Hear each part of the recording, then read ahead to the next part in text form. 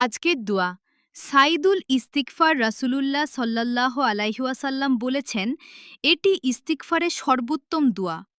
আল্লাহুম্মা আনতা রব্বি, লা ইলাহা ইল্লা আনতা, খালাকতানি ওয়া আনা আবদুকা, ওয়া আনা আলা আহদিকা ওয়া ওয়াদিকা মাস্তাতু।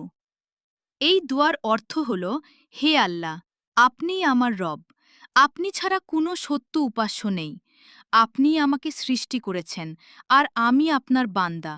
আমি আমার সাধ্য অনুযায়ী আপনার অঙ্গীকারের ওপর অটল থাকার চেষ্টা করি। আমি আমার কৃতগুণা স্বীকার করছি এবং আপনার কাছেই ক্ষমা চাই, কারণ আপনি ছাড়া আর কেউ গুনাহ ক্ষমা করতে পারেন না। রাসূল সাল্লাল্লাহু আলাইহি ওয়াসাল্লাম বলেছেন, যে ব্যক্তি দৃঢ় বিশ্বাস নিয়ে সকালে এই দোয়াটি পড়ে এবং সেদিন মারা যায়, সে জান্নাতীদের অন্তর্ভুক্ত হবে। আর যে ব্যক্তি সন্ধ্যায় বিশ্বাসের সঙ্গে পড়ে এবং রাতে মারা যায়, সেও জান্নাতীদের অন্তর্ভুক্ত হবে। তাই চলুন প্রতিদিন সকাল ও সন্ধ্যায় এই দোয়াটি পড়ার অভ্যাস করি। আল্লাহ আমাদের সবাইকে বেশি বেশি তওবা ও ইস্তিগফার করা তৌফিক দান করুন।